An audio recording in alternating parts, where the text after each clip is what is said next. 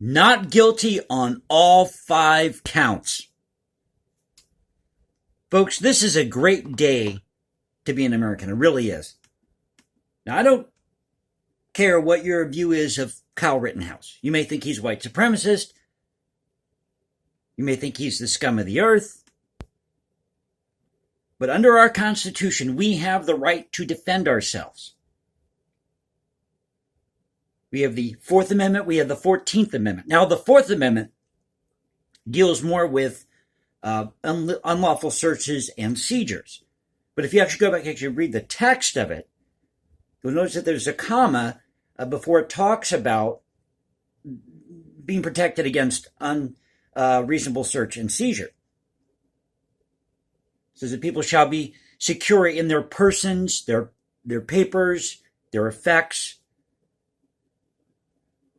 And the 14th Amendment covers privileges and immunities, which includes your safety, the freedom to travel. But I want to go back to this article it's actually a monologue that Tucker Carlson did. And this was Tuesday night. And I just did a video about this yesterday.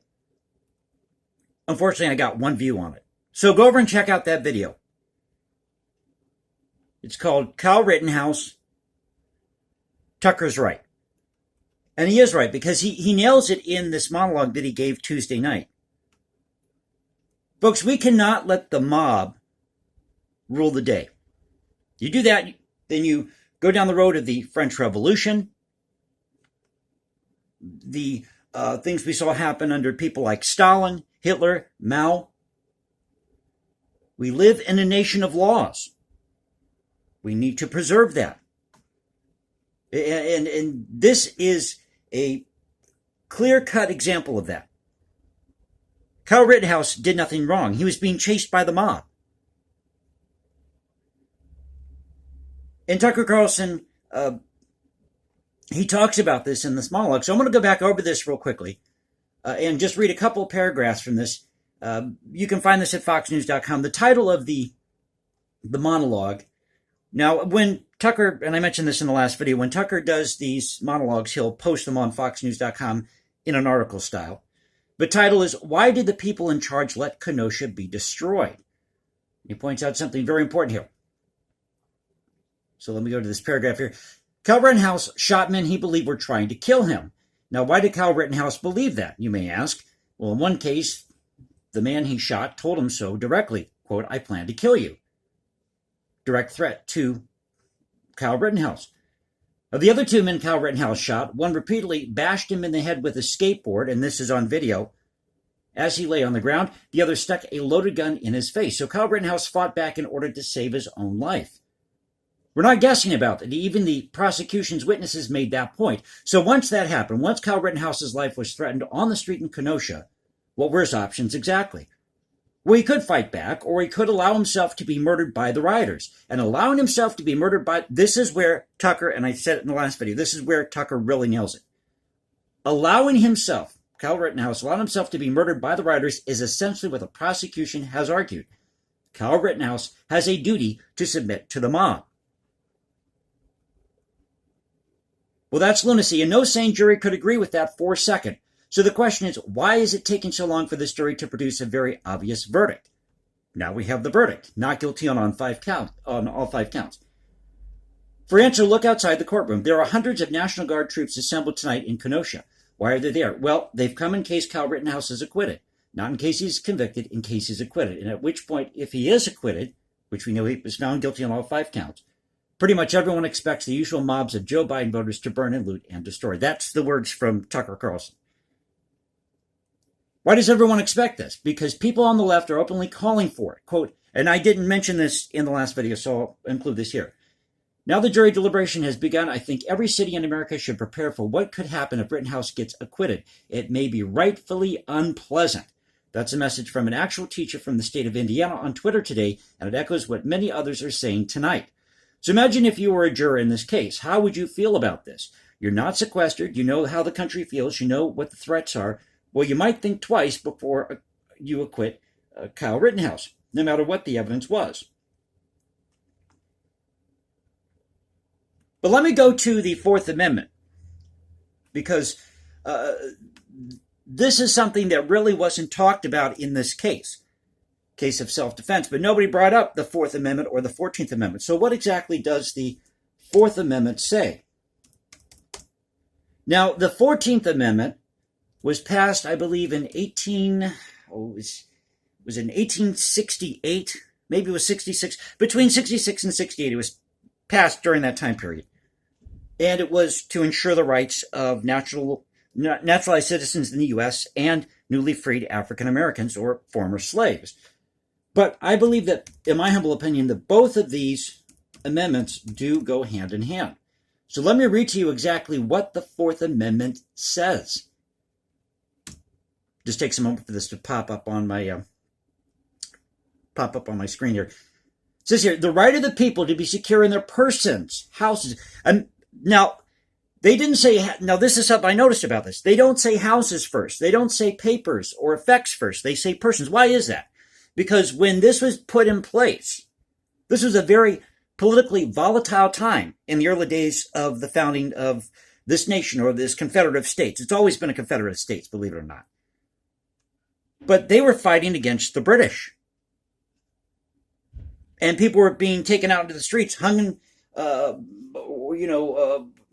court in the streets, if you will. That's what was going on back then.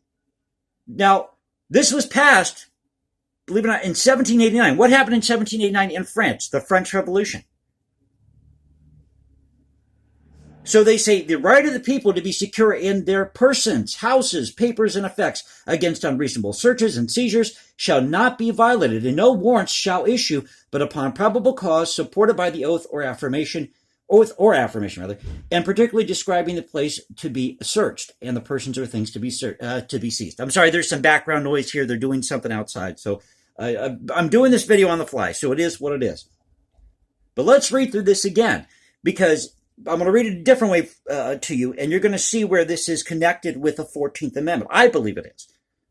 The right of the people to be secure in their persons, houses, papers, and effects. Okay, and then there's a comma right there. And then it says, against unreasonable searches and seizures shall not be violated, and no warrant shall issue, comma, but upon probable cause, supported by oath or affirmation, and particularly describing the place to be searched and the persons or things to be seized. Now, if you go to the 14th Amendment, that takes a moment to fire up here. It says, all persons born or naturalized in the United States and subjected to the jurisdiction thereof are citizens of the United States and of the states wherein they reside. No state shall make or enforce any law which shall abridge the privileges or immunities of the citizens of the United States, nor shall any state deprive any person of life, liberty, or property without due process of law, nor deny any person within its jurisdiction the equal protection of the laws.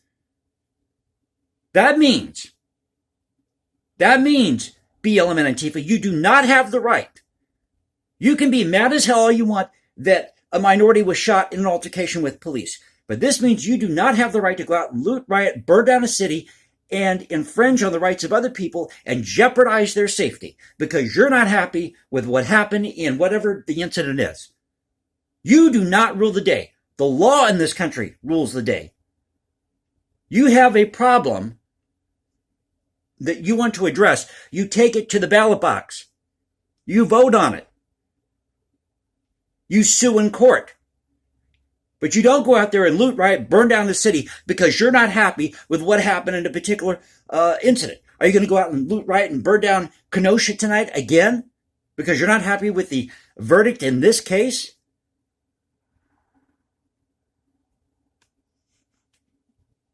And this was the right verdict today. Not guilty. I actually went back. Now, the media did not show you this, but I saw this. Last night I saw this. I went back and looked through it several times just to make sure. Just to make sure that I wasn't wrong here. But we're talking about that incident where, or the part of the video where Kyle Rittenhouse is on the ground. We're talking about 6 seconds. I counted it. 6 seconds, 5 to 6 seconds. And he was being attacked by all sides. He's on the ground. He's got this guy that was trying to kick him in the face. Okay, so you have that. Then he's got some guy hitting him in the back of the head with a skateboard. And he did not shoot just randomly at people that were passing by. He shot at people who were threatening his life. It is your constitutional right to do that.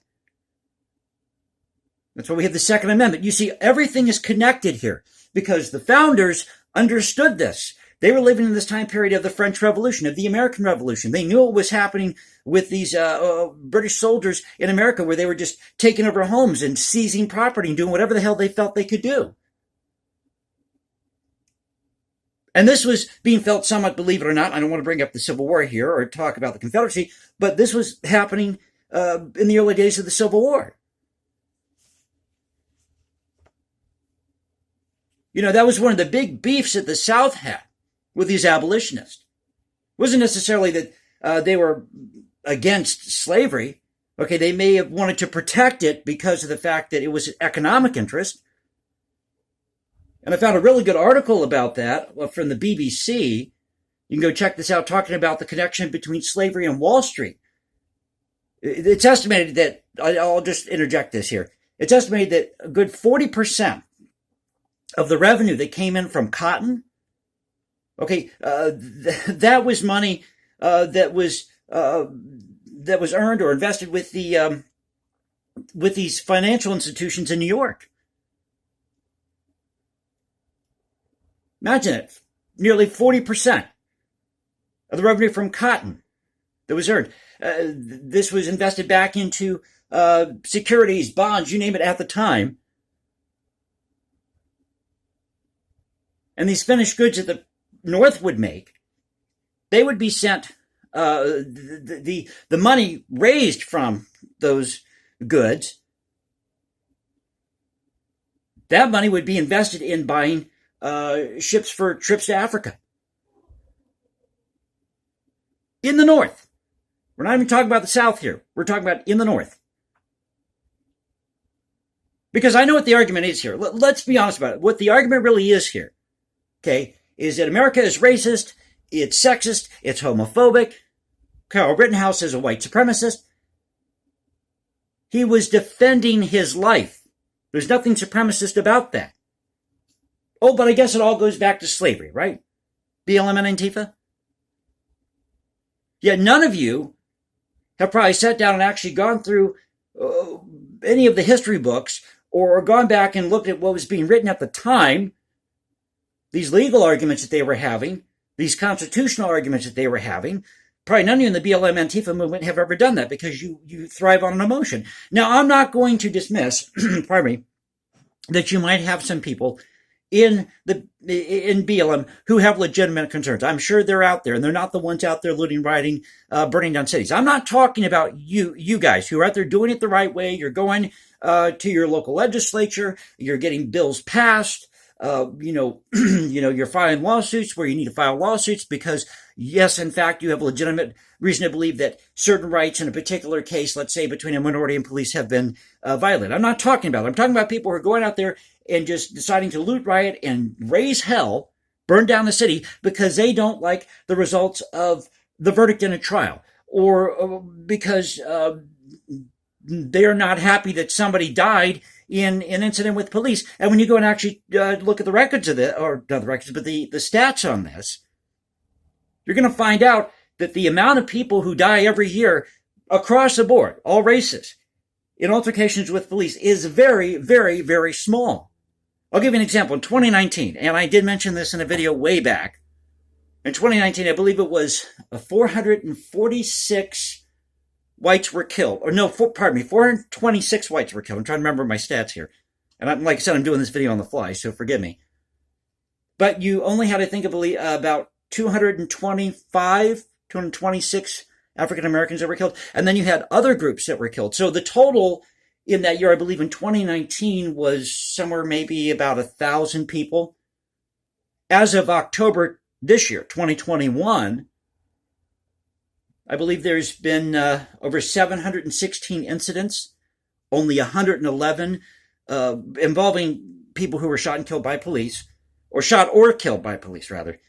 I believe out of the 716 incidents, you only had 111 African Americans, and you had, I think they were saying over 300 to 400 whites, then other races that were included in that. So once again, it's very small. Now that could be because naturally just we live in a country that, if you want to be honest with it, was founded by white people or by white Europeans. Okay. So naturally, just given that alone, the population is going to be greater for the white community than for these minority communities, just based on population-wise, because of the way the country was founded. But the point here is it's very, very small. This number, the number of people that are being killed by police or shot and killed in these altercations, because sometimes they're not killed in these altercations. Most of the time, they're not. They're usually injured. And it's very rare that a cop is going to pull his gun is going to fire on somebody. So, trying to get the words out today, and I'm, like I said, doing this on the fly. But I want to bring this to your attention today, because this I feel was a crucial case, a turning point in our culture, because it finally told the mob, no, you do not control the narrative anymore.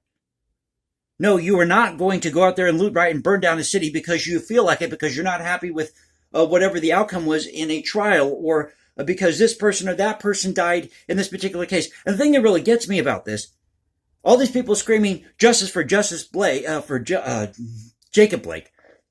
There you go, justice for Justice Blake. Justice for Jacob Blake. They have no idea, or probably don't know, that the three people who were shot and killed or injured, because you had two people who were shot and killed, that was Joseph Rosenbaum and Anthony Huber, and you had Gage Grosskreutz, who was injured in the arm, and he was in the hospital, or sent to the hospital afterwards, that these three people were white. They weren't black. They weren't minorities. So I thought I'd come here and share this with you, do this video with you on the fly. However it turns out is how it turns out. Put it out there. I think it's a great day, whoever you are, to be an American. Even if you don't agree with the verdict in this trial, whether you're white, whether you're black, whether you're Asian, Hispanic, doesn't matter. If you follow the channel, I don't care who you are. I believe in preserving our history and culture as Americans. I believe in great art, great music, preserving that. Creating that when I get the chance to create my music. That's what I believe in. But I love this country and the rights that we are afforded under this country. And everything falls back on the First Amendment, on our right to defend ourselves, to own property. What I produce, any music that I produce, I have the rights to that music that I produce. I don't need somebody censoring what I write like they did to Shostakovich in Russia. So it's all connected, folks. It's all connected here. But in my eyes, Kyle Rittenhouse is a hero. And he showed people how to be responsible with a gun. He showed people how to be responsible. When your life is threatened, that's when you use deadly force. It really got to me when the prosecutor was asking him on the stand, are you aware that you cannot use deadly force to protect property? The hell you can't. Somebody is trying to violently intrude on your property and is going to threaten and is causing a threat to you as an individual and your property, or your person's anything that you own. They're not a police officer. They're not there with a warrant. Then you have every damn right to use deadly force if necessary. And if a wrong is committed in that case, that's what the courts are for. Don't you get it, BLM and Antifa? Apparently you don't. Apparently you don't. Because if we're going to live in a society that is equal, that is just, then that means there needs to be equality under the law for all. Not just for somebody like Jacob Blake, or Breonna Taylor, or in this case, Kyle Rittenhouse with today's verdict, but for everybody. That's why we have the Bill of Rights. That's why we have the 4th Amendment and we have the 14th Amendment. No country is perfect. America has never been perfect. Find me one country on this planet that is. So thank you for being with me. This is a Cultural Confederacy. Thank you for allowing me to stumble my way through this as I normally do on the videos. They're raw, they're unedited. What you see is what you get. But I want to share this with you today. Share this article from Tucker Carlson. You can go find that out, why the authorities in Kenosha allowed what happened to happen in August of 2020. That was a monologue from a few nights ago. But the idea here is we can't let the mob rule the day. We do that, we're back in the days of the French Revolution. And our founders understood that. They understood that. Because you did have slaves that were being freed. And people who could obtain money, because there are ways that people could do that. They could go out and buy property, buy a plantation, buy slaves, or start a business. It was a lot harder. There's no question about that for somebody who, let's say, was a newly freed slave. But it was possible because of the way that the class structure was set up back then. So I had to come here. I had to say something about this today. Do the video on the fly. And I feel great as an American that the Kyle Rittenhouse showed how you can protect yourself and be within the law and do the right thing. Now, should a 17-year-old be out there on the streets with a gun? Probably not. But no 17-year-old should be put in that position. Why was he put in that position? Because the authorities in Kenosha did not do their job. When the police and the authorities in Kenosha, Wisconsin do not do their job, the citizens have to step up to the plate to protect their property, their way of life. And it is the right of the people to abolish and reestablish their government if that government fails to meet its requirements or its obligations to the people that it's supposed to serve. So please click that like button, subscribe, hit me up on Instagram at #JasonComposes, leave comments below. Now you can reach me at Twitter, Cultural Confederacy Twitter. I know this is one of my longer videos. I do apologize about that. But I had to come here, had to do a video about this. So thank you for being with me. This is the Cultural Confederacy saying peace out, stay safe everybody, and I'll catch you next time.